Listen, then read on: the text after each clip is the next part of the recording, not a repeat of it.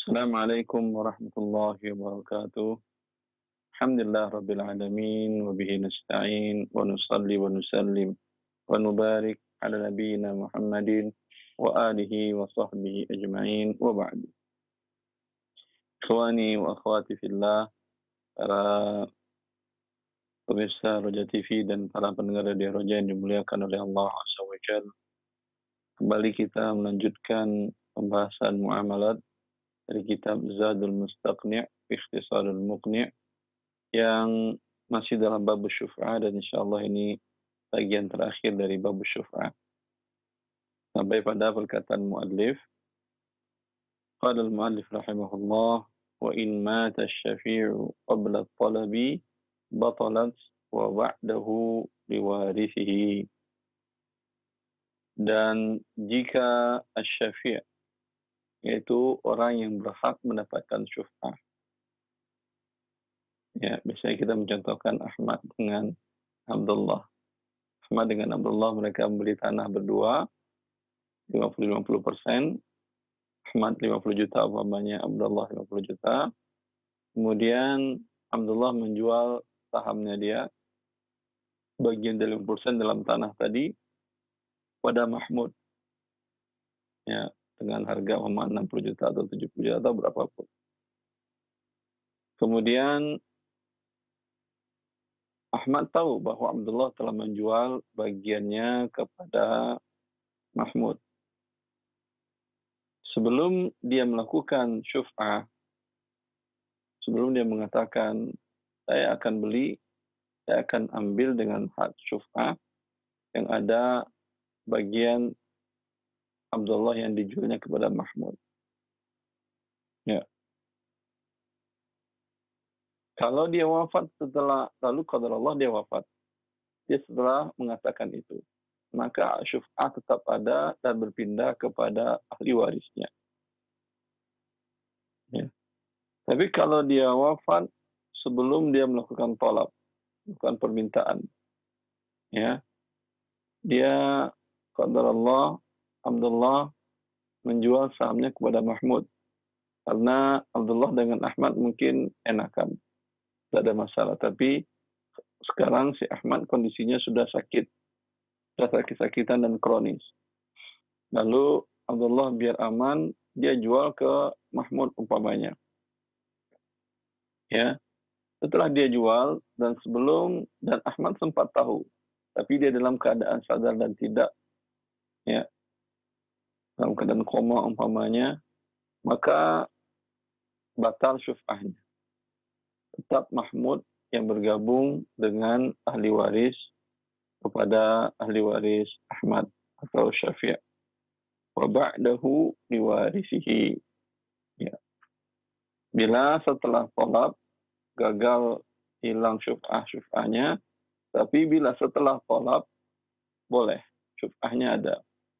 Setelah talab tadi seperti dia, jika dia tahu, dia kemudian mengatakan, saya akan beli, saya akan ambil dengan hak saya, hak syuf'ah, saham yang dijual oleh Abdullah kepada Mahmud. Qadarullah kemudian dia wafat. Maka di sini berpindah hak syuf'ah kepada ahli warisnya. Wa ya'khudhu bi kulli tsaman fa in ajaza an ba'dhihi faqatat syuf'atuhu. Syafi' dalam hal yang contoh tadi adalah Ahmad, harus mengambil dengan harga keseluruhan. Berapa harga Mahmud beli dari Abdullah? Memang antara Ahmad dengan Abdullah membeli tanah tadi sekitar 2 tahun yang lalu dengan harga 100 juta, 50 juta. Lalu Abdullah menjual sahamnya dengan harga umpamanya setelah 3 tahun dijualnya umpamanya 60 juta. Ya. Dan memang itu harga pasar di waktu itu. Ya. Maka bila Ahmad ingin mengambil syuf'ah, mengambil hak dari syirkah kepemilikan tanah tadi dengan Abdullah, yang Abdullah jual, pindah tangankan kepada Mahmud, dia harus membeli dengan harga 90 juta. Ya, tidak boleh dia beli di bawah itu. Ya. Fa in ajaza an ba'dihi saqatat syuf'atuhu. Kenapa tidak boleh? Kan dia akan menzalimi. Ya. Kalau dia mengatakan itu si Abdullah menjual kemahalan kepada kamu. Iya, walaupun sudah kemahalan, mereka sudah terjadi jual beli. Kalau Ahmad mengambil dengan harga pamannya, kami dulu beli 50 kok, udah kamu saya kasih aja 70. Tidak bisa. Gugur syuf'ahnya kalau dia bayar dengan harga 70. Harus dia bayar dengan harga 90. Karena terzalimi di sini si Mahmud, si mushtari. Mahmud sebagai pembeli hak bagian dari si Abdullah. Sedangkan kaidah dalam syariat kita, la darar wa la dirar. Tidak boleh memudaratkan orang, baik mudarat sebagai di awal maupun sebagai balasan. Fa in ajaza an ba'dihi saqatat syuf'atuhu. Bila dia tidak mampu untuk sebahagian harganya, gagal syuf'ahnya, hilang. Kalau dia nggak punya uang, Anda punya uang 50 juta saja atau 60 juta, 70, ya, maka syuf'ahnya tidak bisa diberlakukan, haknya tidak bisa diambil. Wal mu'ajjalu ya'khudhuhu al-mali'u bihi wa dhidduhu bi kafilin mali'in. Wal mu'ajjalu, dan bila Abdullah menjual bagiannya dia kepada mushtari, yaitu Mahmud, dengan cara pembayaran tempo. Dijualnya yang dulu 3 tahun yang lalu, 50%-nya itu senilai 30 juta, sekarang sudah nilainya dijualnya kepada Mahmud, kalau tunai 90. Tapi Mahmud juga nggak ada uang tunai. Kata Mahmud, tempo bayar 1 tahun. Ya, dengan harga 110 juta umpamanya. Lalu Ahmad tahu bahwa Abdullah telah menjual bagiannya dia, bagian kepemilikannya atau sahamnya kepada Mahmud dengan pembayaran tempo 1 tahun. Maka ya'khudhuhul mali'u bihi. Maka Ahmad boleh mengambil dengan syuf'ah hak daripada si Mahmud, karena pembayarannya tempo 1 tahun. Ya, tapi dengan syarat si Ahmad dalam keadaan malik, dalam keadaan qadarullah umpamanya, ya, setelah sampai 1 tahun dan Mahmud jatuh tempo pembayaran Mahmud kepada Abdullah, maka diperkirakan di waktu si Ahmad melakukan syuf'ah, dia mampu membayar 110 juta tadi. Dia dalam keadaan malik, mampu dan tidak menunda pembayaran. Artinya mungkin ada asetnya dengan nilai mungkin 500 juta, dia punya lembaran tanah yang lain, atau ada uangnya di bank senilai 150 juta, ya, maka dia boleh mengambil syuf'ah dari Mahmud yang jatuh temponya tadi mundur 1 tahun. Wa dhidduhu bi kafilin mali. Dan kebalikannya, ya, artinya Ahmad yang ingin melakukan syuf'ah tadi, dia dalam keadaan tidak mampu. Ya, dia ingin mengambil, andai umpamanya kalau sahamnya 50% kan gampang, mampu insya Allah. Kalau qadarullah saham tanah tadi antara Ahmad dengan Abdullah umpamanya 70%, Ahmad cuma 30%.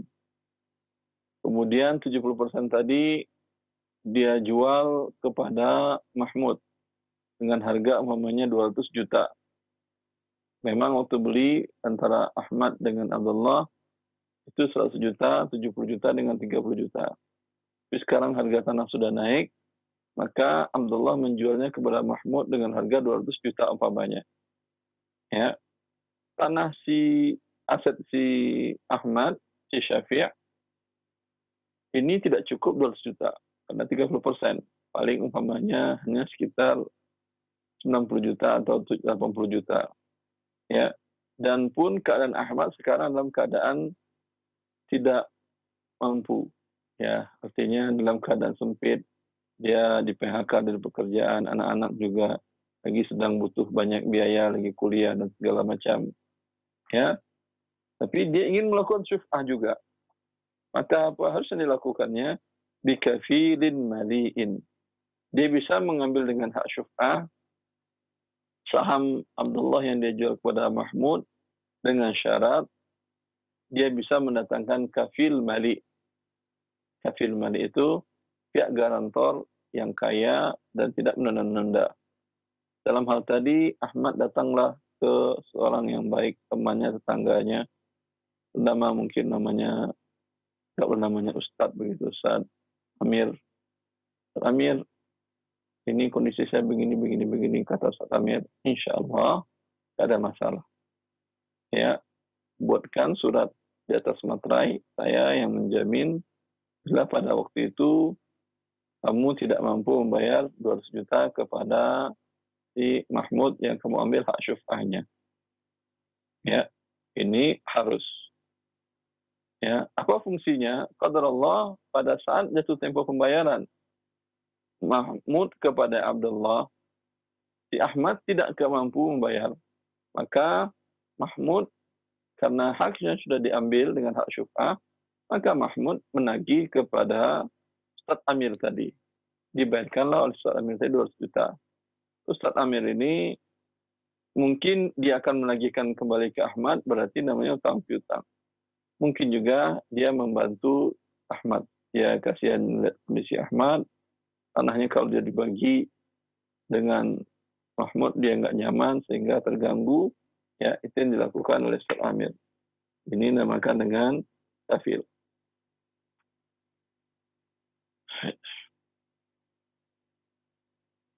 Wa yuqbalu, kita lanjutkan. Wa yuqbalu fil khulfi ma'adamil bayyinati qaulul mushtari. Dan diterima dalam perselisihan pada saat tidak ada bukti, tidak ada saksi, perkataan siapa? Perkataan pembeli. Umpamanya terjadi perbedaan pendapat antara Ahmad dengan Mahmud. Kata Mahmud, ini tanah saya beli dari bagian 50% ini saya beli dari Abdullah dengan harga 210 juta. Kata Ahmad, enggak. Kau bohong. Ya. Palingan kau beli dari dia, saya dengar-dengar kau beli dari cuma 190. Perkataan siapa di sini yang diterima, masing-masing tidak ada saksi. Tidak ada juga di atas materai. Ya. Di sini yang diterima adalah perkataan mushtari, yaitu pembeli, yaitu dalam kasus tadi adalah Mahmud. Ya, karena pada asalnya dia adalah milik dia. Dia perkataan dia yang diterima, bukan perkataan mendakwa. Ya, yang mendakwakan di sini adalah Ahmad. Ya. Fa in qala ishtaraituhu bi 1000 akhadha asy-syafi'u bihi walau asbata al-bai'u aktsara.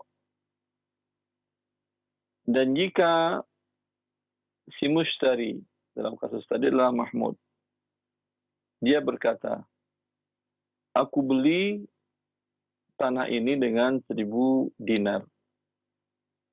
1000 dinar berarti 4 kilo emas seperempat, berarti sekitar 4 miliar, 4,4 miliar kurang lebih. Ya. Mahmud mengatakan aku beli 1000 dinar. Sedangkan al-ba'i' penjual yaitu Abdullah, kata Abdullah, enggak. Dia beli dariku 1100 dinar. Ya. Maka apa yang dilakukan oleh Ahmad sebagai Syafi', yang diambilnya adalah perkataan si mushtari. Ya. Karena itu adalah hak mushtari, ya. Dia yang menetapkan haknya. Wa in aqarra al-bai'u bil bai'i wa ankara al-mushtari wajabat. Wa in aqarra al-bai'u bil bai'i wa ankara al-mushtari wajabat. Bila si penjual berikrar bahwa penjual dalam kasus tadi adalah Abdullah. Abdullah mengatakan ikrar dia, Ahmad, itu saham saya yang 70% di tanah, kita beli berdua itu sudah saya jual kepada Mahmud. Kata Mahmud, enggak. Kamu pernah jual ke saya. Enggak pernah.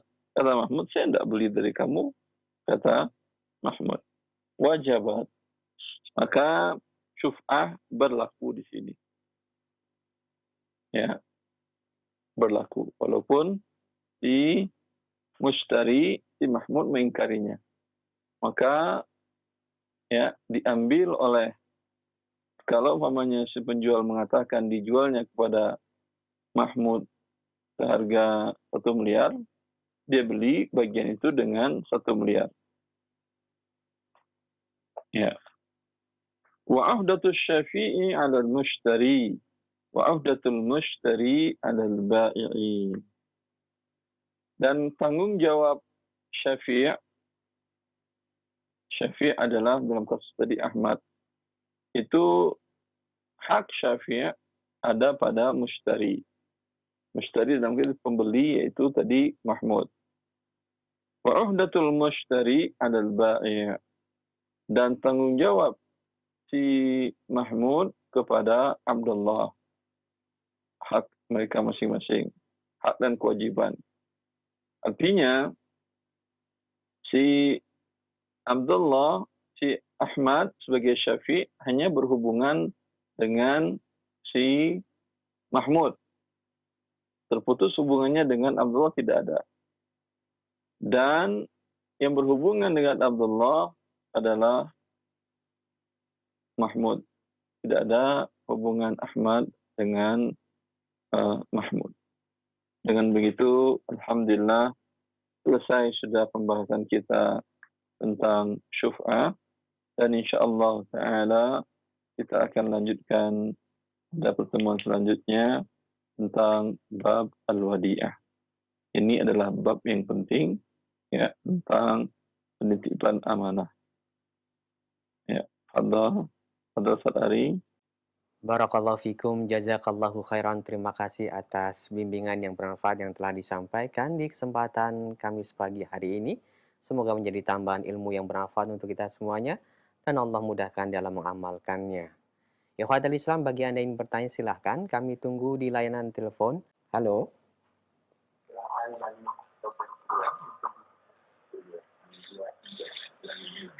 Halo.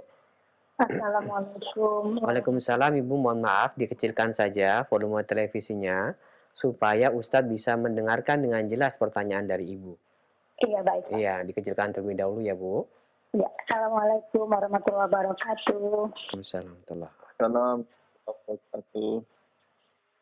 Selamat pagi Pak Ustadz. Saya punya masalah ini. Saya punya masalah. Mungkin di luar tema.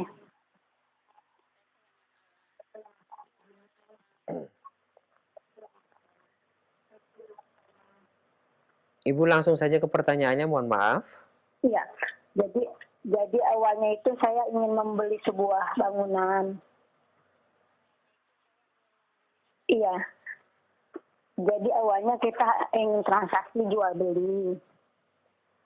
Kemudian di tengah jalan karena surat-surat itu tidak terpenuhi, akhirnya dari pihak pemilik menjadi gadai. Nah, setelah gadai itu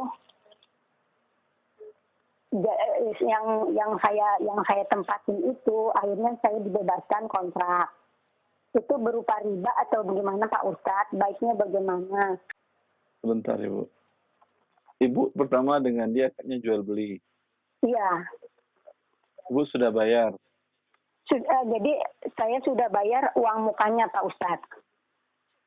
Berapa persen dari harga keseluruhan?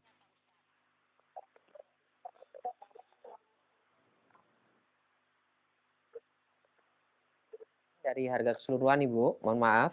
Separuh harga. Separuh harga sudah Anda bayar cash. Terus kemudian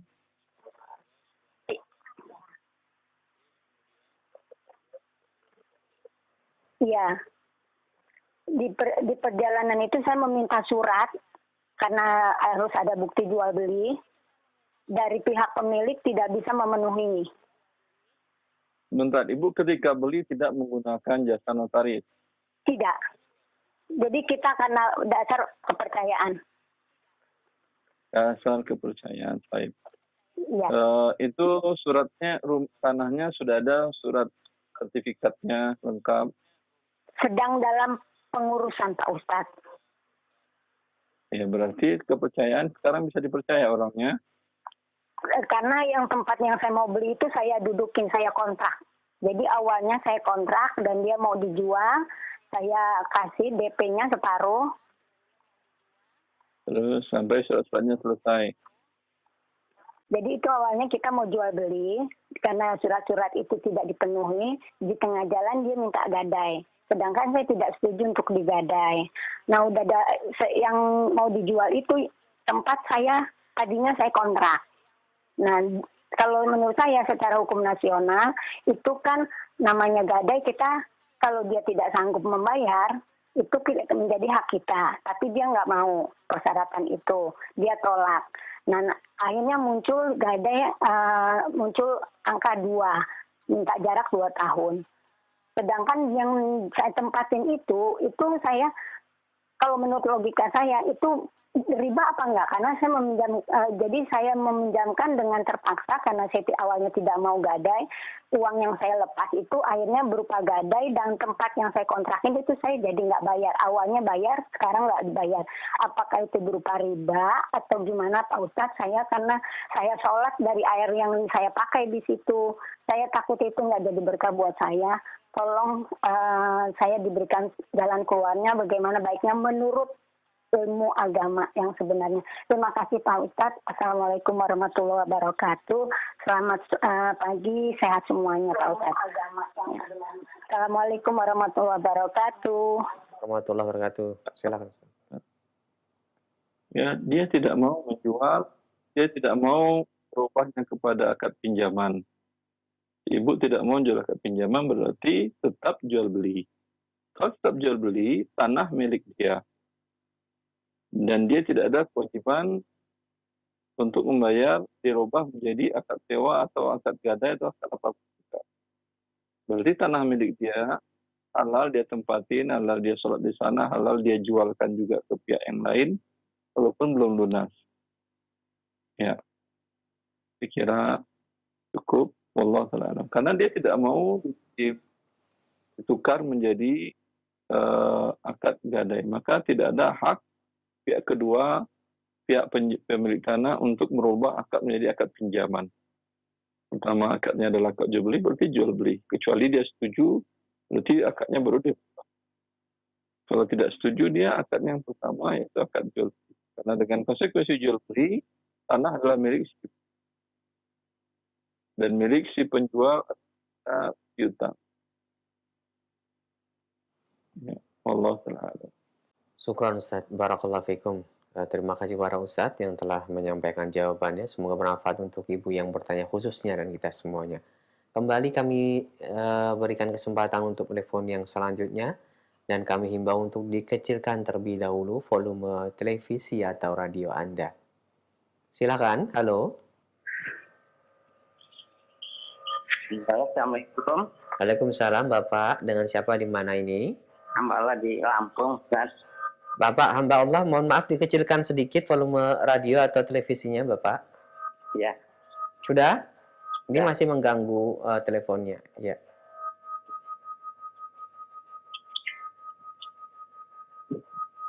Langsung Pak pertanyaannya. Ustaz, ini kalau pegawai itu kan pinjam, kalau udah terlanjur pinjam uang ke bank konvensional, di bank konvensional itu kan ada asuransinya. Apabila peminjam meninggal dunia, maka utangnya dan lunas oleh bank. Nah, bagaimana dengan hukum syar'inya, apa itu lunas atau gimana, Ustaz?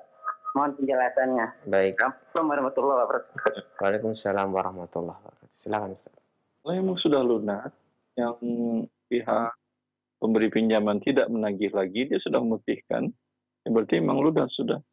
Masalah dosanya tentu ada dosanya, karena dosa pinjaman dengan riba, kemudian melakukan akad transaksi asuransi yang mengandung unsur riba dan judi juga. Tapi secara hukum lunasnya lunas. Barakallahu fikum jazakallahu khairan. Berikutnya kami akan beralih ke pesan singkat. Assalamualaikum Ustadz, dari saudari Lina di Jakarta. Mau bertanya, jika seseorang menghibahkan rumah tinggalnya kepada keponakannya, pertanyaannya apakah masih boleh orang tersebut tinggal dengan keponakan yang dia hibahi tersebut? Silakan. Kalau dia menghibahkan hartanya kepada seseorang, keponakannya kah, adiknya kah, kemudian sudah diserah terimakan, artinya sudah balik nama rumah tadi kepada nama orang yang dihibahkannya, atau sudah serah terima dikuasai oleh ponakan atau adiknya tadi, dan dia keluar dari rumah itu. Kemudian karena kondisi dia harus menetap di rumah itu lagi, dia tinggal di sana. Ya, saya khawatir ini masuk bagian dari sabda Nabi SAW, al-a'idu fi hibatihi kal-kalbi ya'udu fi qayyihi wa laysa mathalus saw'. Hadis diriwayatkan oleh Bukhari dan Muslim. Kata Rasulullah SAW, orang yang kembali menarik hibahnya, dalam hal ini dia menarik sebahagian, menarik manfaat, sehingga dia tidak bayar. Ya, bagaikan anjing yang kembali menelan muntahnya. Maka adalah Umar bin Khattab radhiyallahu anhu, termasuk bagian ini juga, beliau memberikan zakat hartanya kepada seorang, kemudian suatu ketika dia beli barang tersebut, padahal dengan akad jual pembelian. Jadi beliau khawatir masuk dalam larangan hadis tadi, maka beliau kemudian menghibahkan apa yang telah dia terima tadi. Seperti ini. Ya. Nah, kalau sudah dihibahkan dan sudah serah terima, sebaiknya jangan pernah lagi ke situ.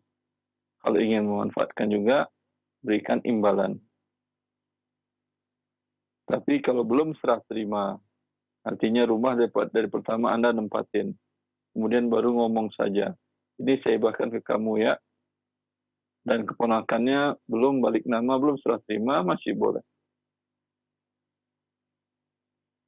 Karena belum menjadi lazim, belum mengikat. Ya. Barakallahu fikum jazakallahu khairan. Terima kasih atas nasihat dan jawabannya. Berikut kami akan bacakan kembali dari pesan singkat yang telah masuk di kesempatan pagi hari ini. Pertanyaan berikutnya dari Ali di Flores yang bertanya, Assalamualaikum Ustadz, apa hukum kita menjual pakaian bekas di mana barang tersebut black market atau tanpa pajak negara atau cukai? Bisa masuk dengan cara menyuap oknum pejabat setempat. Dan kita menerima dalam bentuk karungan dalam kondisi yang bekas untuk kita jual kembali nanti setelah kita cuci. Apakah hal ini boleh? Silakan Ustaz. Kalau yang bertanya tidak ada urusannya dia dengan pemasokan barang, dia hanya membeli dari pihak yang melakukan impor dari luar negeri tadi, yang melanggar aturan tadi, dia hanya membeli. Dan belinya pun dalam karung. Maka ini hukumnya adalah gharar. Dan Rasulullah SAW nahan bai'il gharar. Rasulullah SAW melarang jual beli gharar. Dia tidak tahu isi karung itu apa. Dia bilang pakaian. Pakaian harganya berbeda-beda. Kalau pakaiannya masih bagus, walaupun dia bekas, itu harganya berbeda dengan yang warnanya umpamanya sudah luntur, ya, atau ada sedikit sobek, ya, itu berbeda harganya. Jenis kain di dalamnya juga, kalau kainnya kain mahal lebih tinggi harga walaupun bekas daripada kain yang murahan. Sekarang semuanya dalam karung, tidak bisa terlihat, ya. Maka ini jual beli yang haram. Haram Anda beli. Iya, Kecuali Anda bisa ketika beli membuka karung dulu, kemudian Anda lihat, ya, semua isinya, Anda tahu isinya, atau ada penjelasan speknya di luar. Tapi tidak mungkin, biasanya tidak terjadi seperti itu. Maka ini jual beli yang haram, jangan lakukan. Nah, barakallahu fikum. Terima kasih atas jawabannya. Berikut kami bacakan kembali. Assalamualaikum Ustadz. Pertanyaan Assalamualaikum. dari hamba Allah. Ustadz, apakah jenis investasi saham, pasar uang, dan obligasi termasuk riba meskipun dikelola oleh suatu bank syariah? Mohon dijelaskan, silakan Ustadz. Artinya tidak tepat. Saya tidak tahu. Kalau obligasi, tentu obligasi adalah surat hutang. Artinya dia beli surat itu umpamanya dengan harga per lembar 100 juta umpama. Kemudian per 6 bulan nanti dia dapat kupon atau bunga umpamanya sebanyak 5%. Nanti setelah sekian tahun, umpamanya 2 tahun atau 5 tahun, uang 100 jutanya kembali penuh. Ya, maka ini murni adalah riba. Dan saya kira mungkin bank syariah tidak melakukannya. Ya. Tapi yang obligasi jelas adalah surat utang dan namanya adalah riba. Wallahu a'lam. Jazakallahu khairan Ustadz. Terima kasih atas jawabannya. Berikut kita akan kembali mengangkat telepon yang telah masuk. Halo? Halo? Assalamualaikum warahmatullahi wabarakatuh. Waalaikumsalam warahmatullahi wabarakatuh. Dengan siapa di mana ini? Abu Lutfi, Konai Utara. Silahkan pertanyaannya. Abu Lutfi, Konai Utara. Ya, silakan Bapak, silakan. Ustadz mau nanya, saya kan belum cukup uang untuk beli kendaraan roda 4. Nah, kalau saya lewat finansial gimana Ustadz? Hukumnya gimana Ustadz? Finansialnya itu apakah kalau Bapak terlambat ada pertambahan denda keterlambatan? Kayaknya ada Ustadz. Kalau ada namanya riba. Kalau dana Bapak belum cukup, belilah semampunya. Hidup sesuai dengan kemampuan, jangan lebih dari itu, apalagi dengan cara riba. Kalau riba yang dilakukan, Allah murka. Kalau Allah murka kepada kita, walaupun kita memiliki kendaraan roda 4, mewah segala macam, tapi tidak akan nyaman, nanti tidak akan enak, hidup kita tidak akan bahagia. Ya, kalau memang belum cukup beli yang baru, beli yang bekas.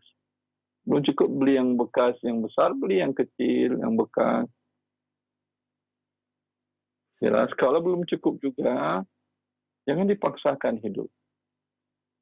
Allah kan tidak pernah menyuruh kita untuk hidup dengan membeli kendaraan roda 4. Maka Allah tidak memaksakan, jangan kita memaksakan diri. Apalagi dengan cara transaksi yang diharamkan oleh Allah Azza wa Jalla. Berikutnya kami akan beralih ke pesan singkat. Beberapa pertanyaan telah masuk. Pertanyaan dari Bapak Ali di Jakarta. Profesi saya sebagai agen properti, Ustaz. Bagaimana hukumnya menjual properti untuk orang kafir dengan akad ada ribanya? Akad menggunakan bank syariah. Jazakallahu khairan. Silakan, Ustaz. Bila Anda menggunakan riba, berarti Anda perantara riba. Kalau Anda tidak menggunakan riba, Anda perantara riba. Kalau Anda menggunakan riba, berarti Anda perantara riba. Anda antara riba sama dimurkai oleh Allah, dikutuk oleh Allah Azza wa Jalla. Bagaimana pelaku yang lainnya juga, pembeli dan penjual. Wallahu a'lam. Jazakallahu khairan. Pertanyaan berikutnya dari Abu Syafiyah yang bertanya, Bismillah. Ustadz, saat ini marak transaksi emas secara online. Hukumnya apa Ustadz jual beli transaksi emas melalui online? Silakan. Para ulama dunia sepakat bahwa untuk menukar emas dengan mata uang rupiah atau mata uang lainnya, syaratnya harus yadan biyadin, tangan dengan tangan. Tangan yang satu menyerahkan rupiah, tangan yang satu menerima emas. Online tidak mungkin terjadi itu, maka maka hukumnya adalah riba. Wallahu a'lam. Syukron Ustadz, barakallahu fikum. Pertanyaan berikutnya kami bacakan kembali. Assalamualaikum Ustadz, saya mau bertanya apakah boleh beli dengan memakai nama toko atau orang lain karena toko itu mendapatkan promo harga murah tapi tanpa sepengetahuan toko tersebut. Silakan Ustadz. Anda menginginkan harga murah memang suatu naluri manusia. Tapi bila harga murah tadi dengan menipu, dengan membohongi, tentu bukan murah yang Anda dapatkan, tapi mahal yang Anda peroleh. Kenapa? Karena ketika Allah murka, barang yang Anda beli tadi tidak ada berkahnya, bukan menjadi berguna untuk Anda, tapi mungkin menjadi penyebab petaka dalam diri Anda dan rumah tangga Anda. Maka jangan pernah melakukan dosa pada Allah dengan melakukan penipuan-penipuan tadi. Lebih baik Anda beli dengan mahal, tapi mendapatkan keberkahan, daripada Anda dapatkan dengan murah, tapi Allah pemilik langit dan bumi murka kepada Anda. Jazakallahu khairan. Terima kasih nasihat yang bermanfaat. Berikutnya kami bacakan dari Ibu Sarah di Makassar yang bertanya, Assalamualaikum Ustadz, saya mau bertanya, saya memiliki usaha penginapan dan kos-kosan. Yang saya tanyakan bagaimana hukumnya kalau yang nyewa ternyata belum berstatus berkawinan atau suami istri. Mohon dijelaskan bagaimana saya menjalankan bisnis usaha ini. Kalau Anda yang akan menyewa adalah laki perempuan, Anda wajib minta kepada dia surat nikah, bukti bahwa mereka suami istri. Kalau tidak, berarti Anda menyewakan tempat Anda untuk mereka berzina selama mereka berada di tempat Anda. Tentu akan turun murka Allah. Rasulullah mengatakan, "Iza zahara zina wal riba biqaumin faqad ahallu bi'adzabi min Allah." Bila perzinahan menjadi gejala, menjadi fenomena di sebuah masyarakat, sebuah kaum, maka perbuatan mereka itu mengundang azab Allah. Berarti siap-siap ketika itu Anda lakukan, siap-siap tempat Anda akan dituruni Allah azabnya. Agar itu tidak terjadi, maka tentu Anda mengambil tindakan preventif bahwa yang tinggal di sini, umpamanya kalau yang ruangan suami istri, ya harus ada bukti mereka suami istri. Wallahu a'lam. Nah Ustadz, barakallahu fikum jazakallahu khairan. Nampaknya pertanyaan Ibu tadi merupakan pertanyaan penutup di pertemuan kita. Kesempatan Kamis pagi hari ini sebelum kami akhiri, mohon ikhtitamnya, silakan. Semoga Allah selalu memberikan kemudahan kita mentaatinya, memberikan kepada kita ilmu untuk bisa memahami dan melaksanakan perintah dan larangan, menjauhi larangannya sesuai dengan apa yang Allah tentukan. Wallahu a'lam taufiq. Wassallallahu ala nabiyina Muhammad wa alihi wa sahbihi wasallam. Assalamualaikum warahmatullahi wabarakatuh.